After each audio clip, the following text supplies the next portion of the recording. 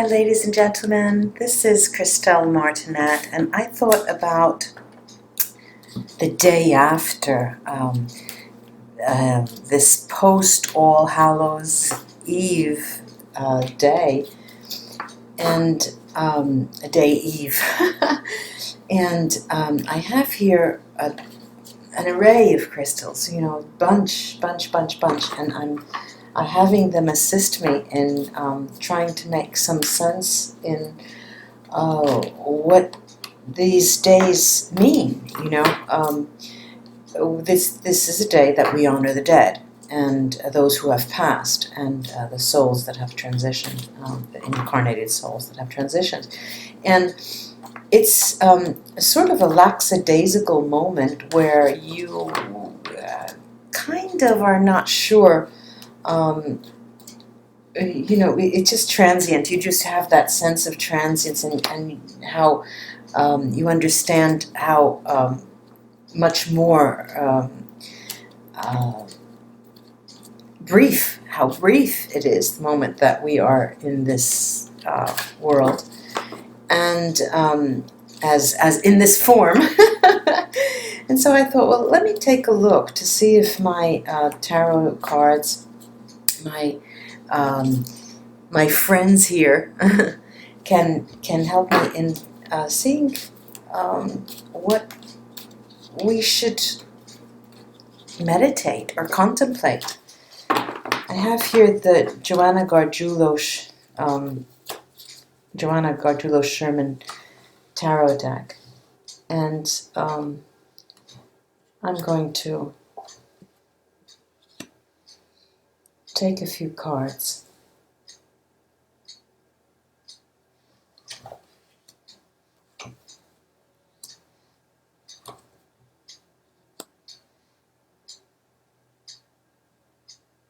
All right, let me just stop at this for a moment, and then I'll continue afterwards. I'll show you the cards. There is the Ten of Swords. Right next to that is the Wheel of Fortune. Okay. Let me see if I could... the Wheel of Fortune. Yeah, okay. And right next to that, very interesting trio here, this Ten of Swords, the Wheel of Fortune, and we have our Hermit card. And it's almost as if we're reminded that they're in our midst. Okay, they have come in our midst, and we are throwing our, you know, well, what do we do? At least this is what happened here. All the children of the neighborhood came and rang the doorbell, and we exchanged candy. I was dressed up, they were dressed up, we took pictures in and out of the house, you know, a lot of fun, a lot of fun. And it's sort of reminding us that we're just here for a moment, and everybody was dressed, most of the people that I saw were dressed up as ghosts, most of them actually were, and all of these scowling faces, and it was so much fun to watch. And what I'm seeing is, in these three cards, even the Hermit is telling us, you know, the Hermit is taking on, donning, he has a costume on. It's almost as if he has a costume on, okay? My computer shows these cards all backwards, so I have to turn them around. Ah! There you are. Almost as if he's come to tell us that, yes, okay, now you were just to remind you that we were here, you know, remind you that we were here. And but what do I have out then? What comes up? Right under the Wheel of Fortune is the Six of Wands, the laurel wreath, you know, the success, wonderful success. Right under the Wheel of Fortune, a moment of major change. Major change because we have taken stock. We've taken stock of the moment. We've taken stock of our position, of who we are, what we're doing, where we're going, and what we have inherited. Right, that is really important. That's really one of the most important messages that's transpiring from these 4 cards. Under that is an 8 of Cups. The 8 of Cups is, represented here with this huge moon and wild hair over the moon, and the 8 pentacles on the bottom. Then this 4 of Pentacles, that indeed is a rebirth. It is coming up of one's ashes, arising from the ashes. And it's very fitting that it's on a diagonal with the Hermit, and the Wheel of Fortune is on it. So I have 3 diagonals here. The Hermit and the 4 of Pentacles are telling us, okay, we've come, you've seen, now just go on your route. The Wheel of Fortune and the 8 of Cups is telling me the wheel turns. It turns in all respects. I'm here on this side. You will too transition. And that's the message that we're getting with this 8 of Cups. Then these 2, the pairs of the 6, the pair of the 6 and the 10 of Swords, the opposite. If you're in a position of extreme burden, know that you will triumphant. You'll be triumphant. Now, I understand that what I'm saying may be abstract, but let's go on. There's more here.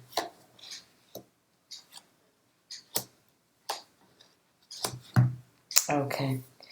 Right in line of it, down from the 8 of from the 10 of Swords, is this lovely moon card.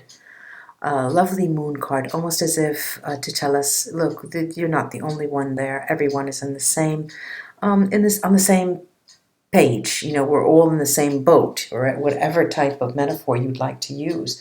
And the 5 of Wands. And this is a reminder that, sure, we all have difficulty. None of us are saved difficulties, no matter how much money you have, how good your health is. We all have ups and downs, and that's for sure. But this tells us here that you are not alone. You see, this is a card where there are hands coming up and a person helping out. At least 3 persons helping you on your road. All right, this is really important to know that there is a net here, and we're all here, and I'm here, and we're here. And this is the 4 of Cups. The 4 of Cups has a different moon. It shines under a different moon.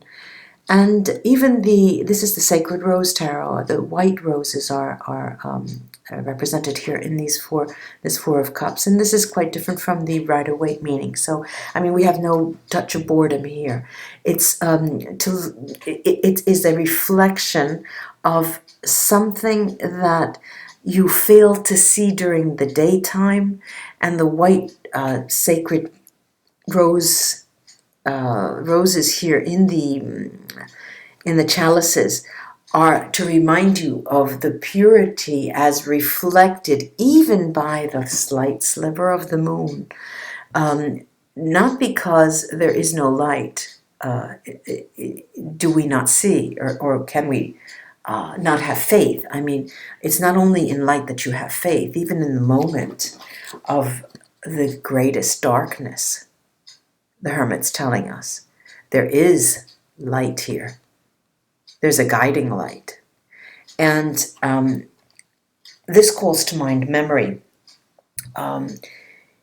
because when the same manner in which, and I don't want to use dark images, but they're very touching images, the same way that a person who has lost a kidney, for example, in an operation, or has had a transplant, or a person has had one of their fingers cut, the memory of that the body has of that part and of anything that is not before your very eyes or in your midst is so strong that you can recreate the experience, and I'm sure many of you have heard of this.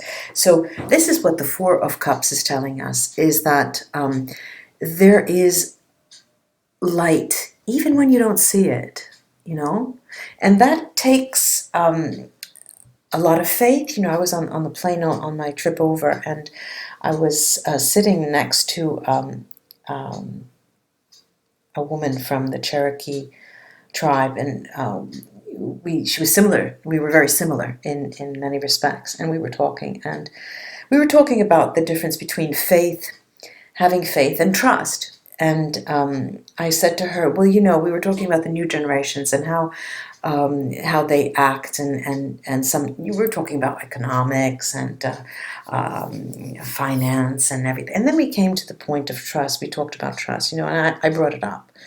I said, well, I think that trust is a mutually negotiated good, right? I was using those terms. And she said, but no, wait, there's blind trust. And I said, well, you can say that there's blind trust. There's also a leap of faith. They're the same metaphors, if you will, And then at that point in the plane, there was an announcement, and we had to stop, and we never picked up the conversation again. And here I was left with this blind leap of faith and blind leap of faith, and I brought it home with me, and the idea of negotiating trust and faith. And then I thought back, and I thought to myself, well, how could you have brought up trust and faith together when they, could be very, very different things? I'm just going to throw that out to you, and maybe, you could write your thoughts to me, that faith is very, very often talked about in spirituality and religions, and trust seems to be more of a concept of this earth. I trust you with my money if you're investing it. I trust you, a companion of mine, that when I'm in dire need, I know that I can count on you. You are the most important person to me. I, wake up and I think of you. I go to sleep and I think of you. Every time I'm happy, I think of you, and I want to share that. And when I'm very sad, I wish you were here, and that is born of trust. And, if I want to change that word trust with faith, I have faith in them as well. I have faith in them that they'll come true. So in many respects, I'd like to think that faith and trust has an overlapping meaning, and I may be just, it's not simply a linguistic conundrum, I think. Now, having said this, and having the tarot here, I'd like to take some of the Vera Sibilla to give us some more insight here. And, well, first of all, I'll start with the Ten of Swords, the opening card, which indeed is the, let's say, the most burdensome card. Then the Five of Wands, where there's help from your friends. And see what happens. This first day of November, we are in November. The trees are so beautiful in this area, so gorgeous.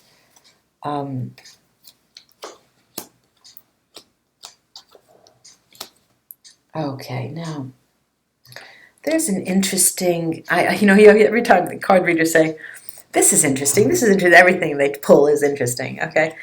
We have the delirious man, deliranti, giovane fanciulla, and then the letter. Now, when you see these cards here, when these cards come out, when singularly they have a meaning, but altogether they have quite different meanings. And of the two, and I talk about this when I teach the Vera Sibilla course in my course modules, I'm seeing La Giovane Fanciulla as a verbal phrase. She's bringing movement to this phrase. And she's speaking. She has something to say. And she's telling us that there is communication. But what kind and what type and who, this is a complementary, it's a complementary card that tells us a little bit more about something that is coming. It's coming, but the feeling around the message brings on a bit of anxiety. Perhaps someone who is thinking about writing or communicating has to think a little bit more about it, because they're a little anxious about how to go, and put pen to paper, as we say. So this is being talked about, and that is illuminating the Ten of Swords. So it's my thought that upstream was the entry card to this period, this All Souls, and the time we go to cemeteries. In Italy, it's the time we go to cemeteries and visit our loved ones and people we know, and pay our respects. This is also a matter of paying your respects to people who are alive, and acknowledging things, giving thanks, touching base. And I guess this is a suggestion of stepped up communication, sharing your thoughts, even on a day that may be slow, non-productive in a material sense, but very, very, very enriched on a spiritual sense, Now, let me take it. Now, I forgot this Eight of Cups. Yes. Well, this is as if the Vera Sibilla are telling us, oh, come on, listen. Now, there's this thinker here, il pensiero, thought. And here is the serviceman, the military man, and the female lover, which could be a male lover, and this could be a woman thinking, so these are interchangeable. But what is it? It is the verbal phrase, it's not saying anything. It's saying that there are still things. These two people are not looking at each other. They're facing two different ways still. And there's still a lot of things to be said. And as yet, they are not in this. They're not looking at each other yet, okay? When they are looking at each other, there will be another card here. As of now, they will be in thought and meditation and consideration of what is to be said and how to say it. And that's over the Eight of Cups. Our last one that I'd like to clarify is this Five of Wands. Oh, how nice. This Five of Wands, where there's help from your friends, and three people are holding up and sustaining you, supporting you. Here's the Donna Maritata, which is the woman, female, like the Mother Earth, symbol of this deck. Very positive card. It always has a positive meaning. Then we have the fidelity, trust, and faith, the theme that I was talking about. And I guess this is ultimately what this spread is trying to tell us, is to talk about trust and faith, no matter what the conditions of your life are. And this is hope, speranza.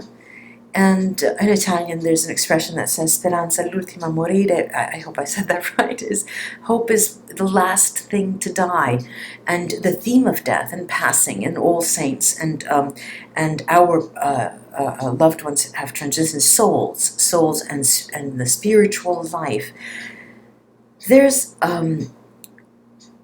I guess that when a message like this comes out and this dog is sitting put, there is a certain constance, and she's not out today, the card Constance, but there is a certain constance in how you move about your life when you have a trust, when you have been able to develop your trust. And when that trust is missing, you're very shifty, you're watching your back. You're really watching your back, and it's not a nice place to be. Believe me, I've been there, and I've been there a long time. And when you finally start trusting again, it is just absolutely beautiful. Ladies and gentlemen, this is Christelle Martinette. I'm all choked up. I think it must be the first time for me. I appreciate you listening in, and do have a lovely end of weekend until we read again. Bye-bye.